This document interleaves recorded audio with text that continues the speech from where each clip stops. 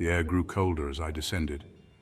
Each step felt like a journey into the unknown, the darkness below swallowing the light from above. I could feel my skin prickling with goosebumps, a physical manifestation of the fear creeping into my mind. I kept thinking about that cold spot, a place where the temperature seemed to drop unnaturally, as if something unseen was drawing the warmth from the air. The darkness seemed to press in on me, suffocating. It was as if the very walls were closing in, the shadows growing thicker and more oppressive with each passing second. I could have sworn I heard a whisper, a faint, almost inaudible sound that sent chills down my spine. It was like a breath of wind, but there was no breeze. I stopped dead in my tracks, holding my breath. Silence. The kind of silence that feels heavy, pregnant with anticipation, as if the darkness itself was waiting for something. I told myself it was just the old house settling, the creaks and groans of ancient wood adjusting to the night. But deep down I knew it was more than that. I continued down the steps, each one creaking ominously beneath my weight. The sound echoed in the confined space, amplifying my sense of isolation. The hair on the back of my neck stood on end, a primal reaction to the unseen presence I could feel all around me. I could sense something behind me, a weight in the air that was impossible to ignore. It felt like eyes were boring into my back, watching my every move. I didn't dare turn around. The fear of what I might see was too great, paralyzing me in place. I quickly found the toolbox and turned to leave, my heart pounding in my chest. The sense of urgency was overwhelming, driving me to escape the oppressive darkness. As I did, my flashlight beam flickered across something in the corner of my eye, a fleeting shadow, there one moment and gone the next. It was just for a split second, but it was enough to make my blood run cold. The figure was indistinct, more a suggestion of form than anything solid, but it was enough to send a surge of terror through me. My mind raced, conjuring images of what might be lurking in the darkness, unseen but ever present. I rushed up the stairs, my footsteps echoing in the confined space. The need to escape was all-consuming, driving me forward with a frantic energy. I slammed the basement door shut behind me, leaning against it as I tried to catch my breath. The darkness was behind me, but the fear lingered, a reminder of the presence I had felt in the depths below. Standing there, frozen in fear, I thought I saw a figure. It was tall and thin, shrouded in darkness. I blinked, and it was gone. My heart hammered against my ribs. I told myself it was my imagination playing tricks on me, but deep down I knew better. As I scrambled up the stairs, I heard a noise. It was a low growl coming from the corner where I thought I had seen the figure. My blood ran cold. I didn't waste any time looking back. I ran up the stairs, taking them two at a time. I slammed the basement door shut and fumbled for the lock. The growling sound intensified, transforming into a guttural snarl. Something was pounding on the door. I could feel the vibrations through the floor. I stumbled back from the door, my heart racing. I could hear the doorknob rattling violently. Whatever was down there was trying to get out. I didn't know what to do. I was trapped.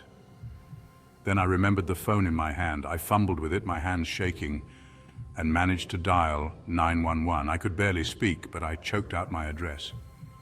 The operator tried to calm me down, but I could hear the terror in my own voice.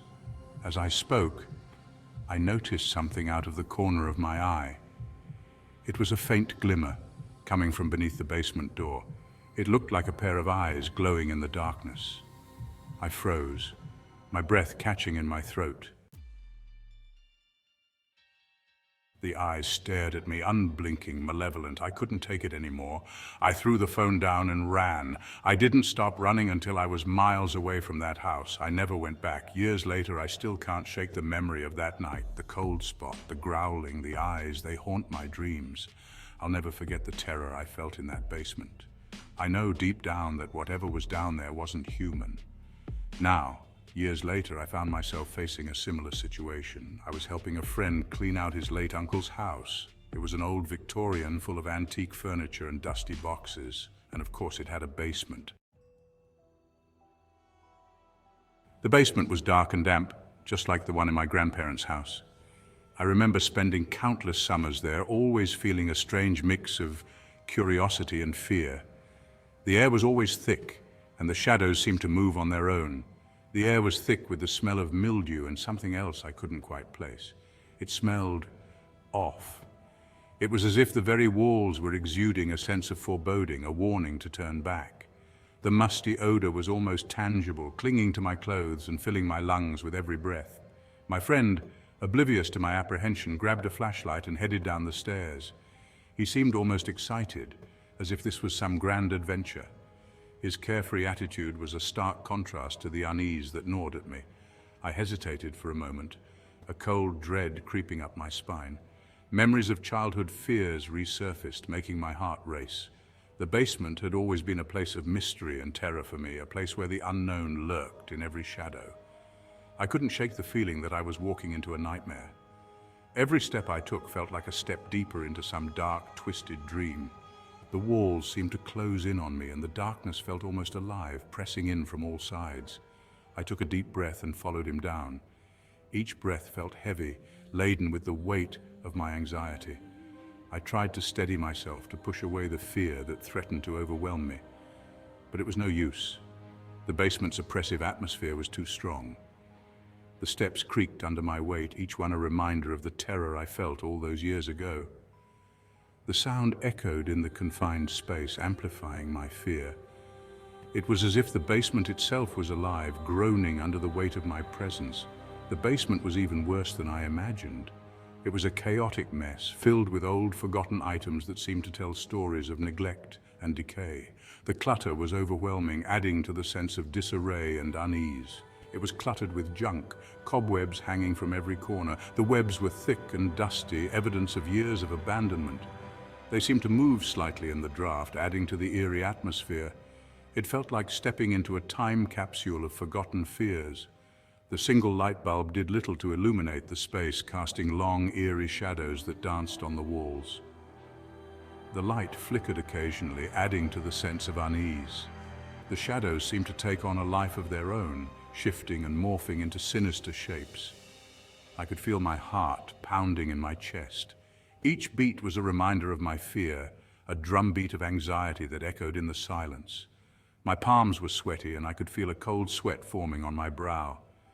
The basement was a place of nightmares, and I was trapped in its grip. As we moved deeper into the basement, I felt a familiar chill. The temperature dropped noticeably, and I could feel the hairs on the back of my neck stand on end. This felt all too familiar. I was transported back to my grandparents' basement. "Did your uncle ever mention anything strange about this basement?" I asked, my voice barely above a whisper. My friend paused, a confused look on his face. "Strange? Like what?" he asked. I hesitated, unsure how to explain the feeling of dread that washed over me. "I don't know, just weird," I mumbled, my eyes darting around the shadows. We continued sorting through the junk, the silence broken only by the sound of our own movements, but I couldn't shake the feeling that we were being watched. I kept expecting to see a figure lurking in the shadows or to feel an icy breath on my neck. I knew then that I couldn't stay down there any longer. I made an excuse about needing some fresh air and hurried back up the stairs.